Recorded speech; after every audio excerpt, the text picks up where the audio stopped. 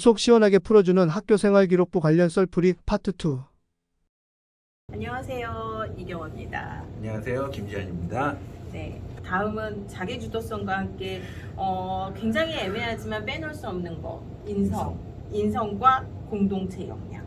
물론 선생님께서 공동체 역량이 중요하지만 요즘에는 다른 데서 좀 보고 있다라고 얘기하셨는데요.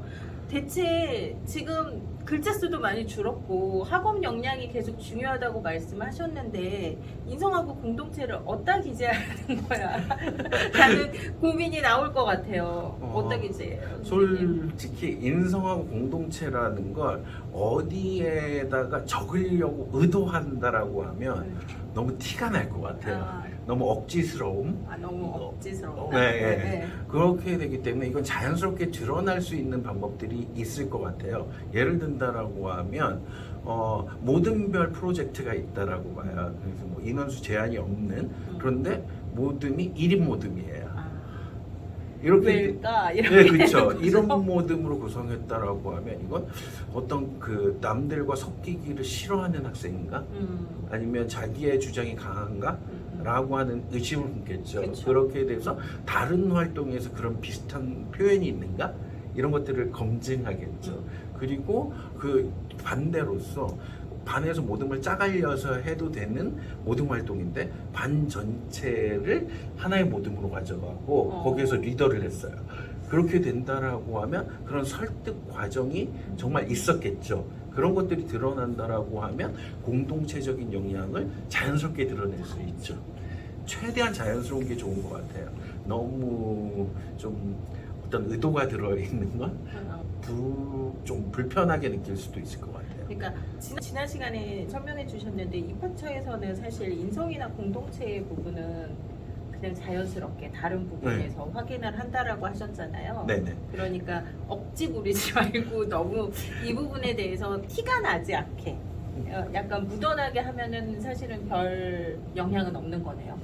그쵸. 그리고 또 하나 좀 티나게 해도 되는 거 중에서는 그런 교과 활동에서는 좀 티내기가 힘들거든요. 그렇지만 학급 활동이나 아니면 종합평가 같은 데서 드러날 수 있는 것들은 있거든요. 그러니까 뭐 선생님들이 주로 쓰는 표현 중에서 하나는 꼭 남자애들 사이에선 운동을 하다가 어디가 부러지는 애들이 많거든요. 그쵸. 그런 애들을 뭐 그 다리가 다 나을 때까지 뭔가 급식실로 안내하는 활동을 꾸준히 했다라는 걸 종합평가에 적어주시는 경우 되게 많거든요.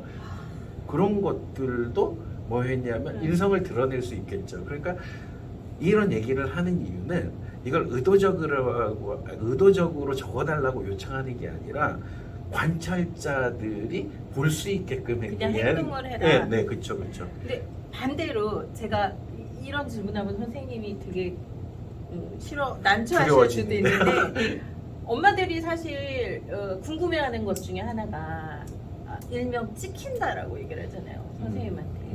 선생님한테 찍혔어요. 물론 찍힌 원인이 학생한테 있다고 얘기를 해야 되겠죠? 여기서는 찍혔어요. 그러면 그 선생님이 학생부의 교과 세특이나 이런 부분을 잘 안 써주실 거라는 생각을 하고 있고 실제 뭐 심한 경우는 별로 안 좋은 부정적인 단어를 썼다라는 분들도 계시거든요. 네네. 그러면 이제 세상이 무너진다고 생각을 하시잖아요. 네네. 근데 제가 다른 데서 듣기로는 한 선생님의 평가를 가지고는 생각하지 않는다고 하셨는데 정말 사실인지 그런 경우는 어떻게 해야 되는지 일단 두 가지를 말씀드리고 싶은데 일단 그 생기부 연수를 선생님 대상으로 되게 많이 진행하잖아요. 네.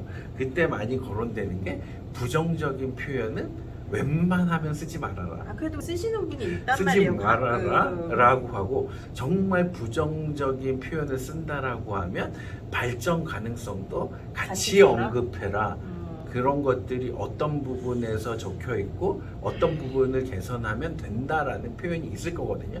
그렇게 되면 어떤 식으로 개선할 수 있다라는 걸 다른 활동을 통해서 드러내면 되는 거잖아요.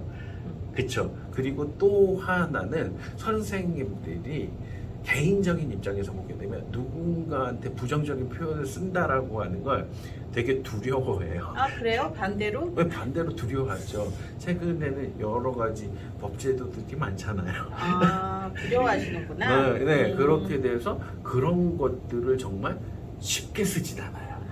그렇기 때문에 그런 거에 대해서 아마 그런 것들은 선생님이 홧김에 한번 썼다가 지우시는 건가요? 지워서 그것과 무관한 표현을 쓰기도 해요. 대다수가 그렇거든요. 그런 것들을 꾸준히 남아있는 경우는 왜 그런가? 남아있는 경우도 있긴 하잖아요. 그렇죠. 그렇게 되면 그런 활동이 있고 나서 선생님과 애사의 관계가 틀어져 버리는 게 문제인 것 같아요. 그러니까 학생이 보통 여기에서 잠깐이지만 자존심을 버리고 한 번 숙이고 들어오면 이 선생님은 이 표현을 바꿔주세요. 그러니까 잠깐이잖아요. 솔직한 얘기로. 그러니까 6개월, 한 학기니까 6개월 동안에 그 선생님과 최악으로 갈 필요는 없다라는 거예요. 최악으로 치달을 필요는 없다. 예를 들면 제일 취약한 게 손편지거든요. 아 오늘 저 손편지를 많이 손편지. 쓰시는 거 진짜 아니에요? 뭔가 잘못해서 불안하다라고 하면 선생님 제가 이렇게 해서 한 활동에 선생님을 절대 뭔가 음. 나쁘게 생각한 게 아니에요. 이런 말 하나라고 하면 다 녹아들거든요. 그렇게 되면 정말 끝에 있는 계신 분이 아니라고 한다라고 하면 그래 이렇게까지 하는데 적겠어? 라고 하는 게 일반적인 패턴이에요. 그러니까 직접 만나고 얘기하기 힘드시다고 하면 손편지로라도 하는 게 좀 그런 표현들을 줄일 수 있는 현실적인 방법이라고 생각을 해요. 자, 현명해지셔야 되겠습니다. 네, 그러신 선생님들은 없으시답니다. 과거보다는 많이 없어지신 거죠. 네. 이제 마지막으로 질문 드릴게요. 지난번에 이제 창의성에 대한 얘기도 나왔는데 우리는 굉장히 좋은 표현이라고 생각을 하지만 그 일반적인 생각과 다르게 이게 뭐지? 굳이? 뭐 이런 표현들이 있을 것 같아요. 실제로 선생님이 이제 입학처나 아니면 이렇게 쭉 대입 진학 상담을 하시다 보면 이중성을 가진 단어들 뭐가 있을까요? 일단 제가 지난번에 얘기했던 건 표현은 좋지만 왜 그런지 파악할 수 없는 이런 표현들은 되게 안 좋거든요. 그런 거에 들어갈 수 있는 게 대표님께서 예전에 얘기했던 뭐 배려심, 네네. 사려 깊음 이런 것들이 뜬금없이 나오던 건 굉장히 좋은 단어인 줄 알았어요. 네. 예전에는. 그리고 제가 정말 좀 쓰기를 꺼려하는 표현 중에 하나가 성실함이에요. 성실함. 좋은 단어 아니에요, 네. 선생님? 뭐, 예를 아까 들면- 중요하다면서요. 네, 성실함. 그래서 성실한 학생으로서 라고 하는 표현을 직접적으로 표현하는 게 좋은 건가? 그러니까 기본적으로 종합전형을 쓰는 애다라고 하게 되면 성실함이 기본 베이스라고 생각을 하겠죠. 이거를 쓴다라고 하는 건 솔직히 글자 수도 적기 때문에 글자 수 낭비일 수도 있다라는 거죠. 그러니까 왜 성실한지 당연히 뭐 수업 시간에 준비를 철저히 해서 이거는 학생의 기본 자세잖아요. 그런 것들이 설명돼 있다라고 해서 좋은 건 아닌 것 같아요.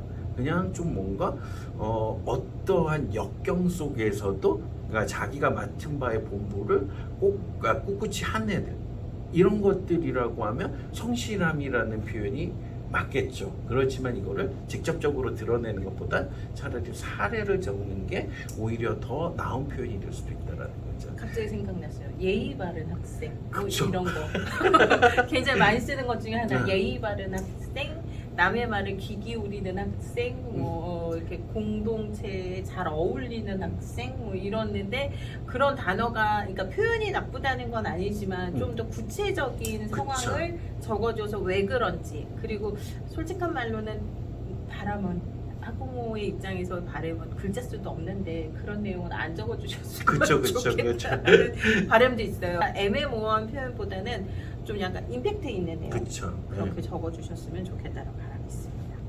어떻게 생활기록부에 대해서 조금 구체적으로 아실 수 있는 시간이었는지 모르겠어요. 다음에 혹시라도 더 궁금한 걸 얘기해 주시면 좀 더 세부적으로 또 한번 여쭤보도록 하겠습니다.